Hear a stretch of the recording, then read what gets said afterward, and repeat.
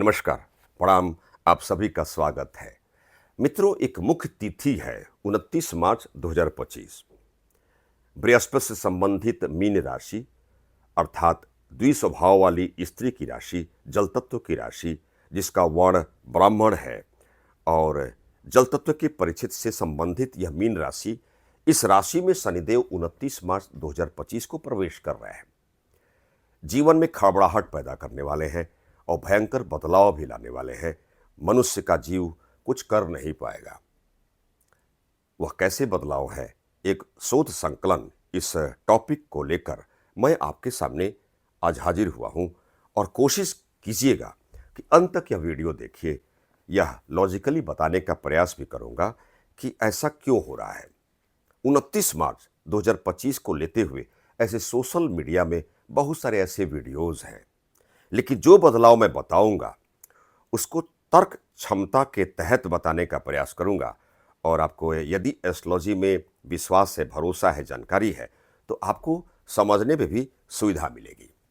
मित्रों, पहला बदलाव, चूंकि मीन राशि का जो स्वभाव है वर्ण जाति ब्राह्मण से संबंधित है, तो पहला बदलाव आध्यात्म और धर्म क्षेत्र से रिलेटेड किसी विशिष्ट महापुरुष संत के निधन की समाचार, कई संतों की निधन की समाचार को सुनेंगे इन 2.5 वर्षों के अंतराल में। अर्थात मीन राशि का जो डायरेक्शन है, उत्तर दिशा है, उत्तर दिशा में जो स्थित आध्यात्मिक जो परिक्षेत्र है, देवालय है, देव स्थल है, उसमें भयंकर समस्या आएगी। चूंकि जल तत्व की मीन राशि है, तो जल से भयंकर हानि के संकेत को भी हम देखते हुए खुद को पाएंगे। दूसरा बदलाव क्या होगा, शनिदेव का कुछ नामाक्षर में ध्यान दीजिएगा, उनका नियंत्रण है।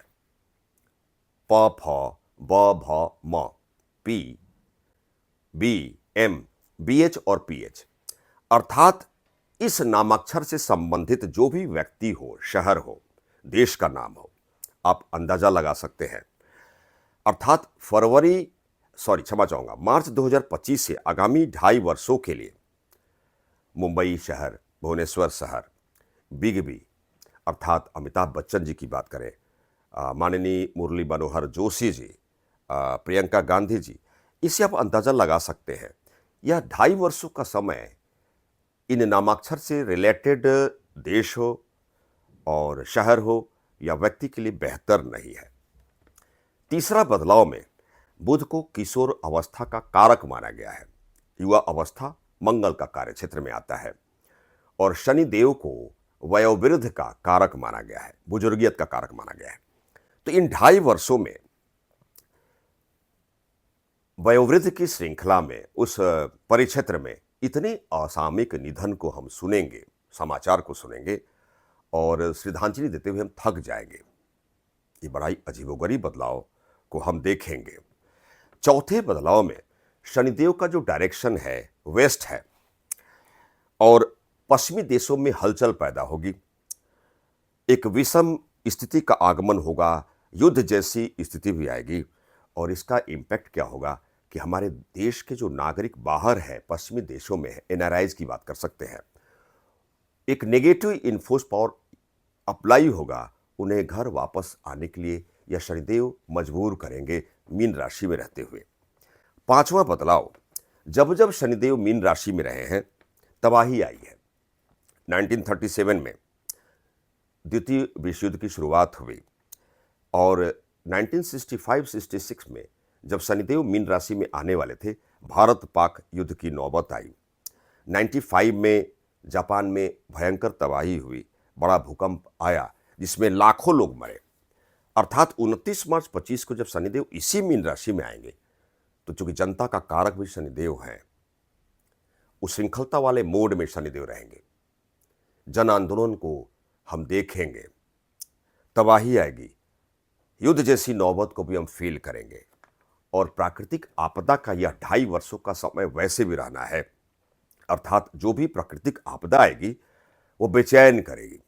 छठे बदलाव में चूंकि जनता और सत्ता का कारक भी शनिदेव है, जनता उस श्रृंखलता वाले मोड में इंप्लीमेंट करेगी खुद को, और जन आंदोलन, क्षमा चाहूँगा, जन आंदोलन इतना बढ़ेगा जो सत्ता पक्ष में स्थिरता और अस्थिरता के मध्य द्वंद्वाद पैदा करेगा। 7वें बदलाव में चूंकि महायुद्ध, प्राकृतिक आपदा का कारक शनि और मंगल राहु को माना गया है और इस विशिष्ट लाक्षणिक इन 2.5 वर्षों में शनि मंगल राहु के जब दृष्टिगत रिलेशन या कुछ ऐसे सहसंबंध बनेंगे, वैसे भी 14 मई 2025 को बृहस्पति भी तेज हो जाएंगे नकारात्मक रूप से, बिल्कुल 3 टाइम्स पावरफुल नेगेटिव मोड में हो जाएंगे और 18 मई को राहु भी राशि को बदल लेंगे, अर्थात कुंभ राशि में आ जाएंगे। जब जब शनि मंगल राहु का एक रिलेशन सहसंबंध बना है, धरती पर नकारात्मक प्रभाव डाले हैं। विश्व युद्ध की शुरुआत का दूसरा फेज भी शुरू हो जाएगा। वैसे भी यूक्रेन रसिया का और इजराइल हमास का आपस में उलझ चुके हैं, इसको भी हम फील करेंगे। 8वें बदलाव में मित्रों, मार्च 2025 से भूकंप, तूफान और जल से अति भयंकर हानि के समय की शुरुआत हो रही है।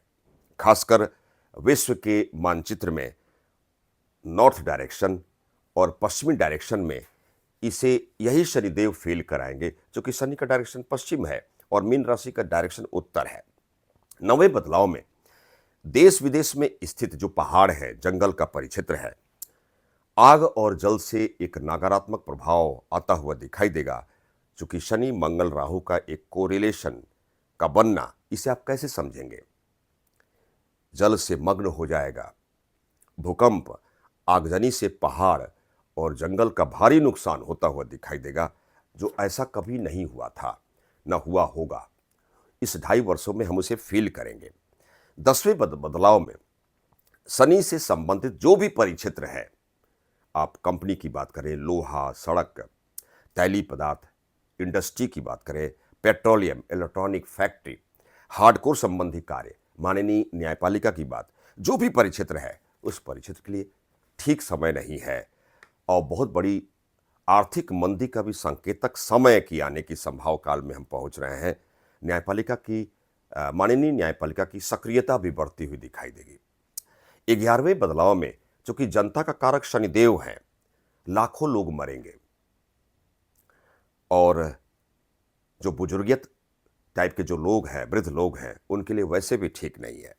12वें बदलाव में देश के माननीय प्रधानमंत्री मोदी जी के लिए मई से नवंबर 2025 का समय या कालखंड ठीक नहीं है।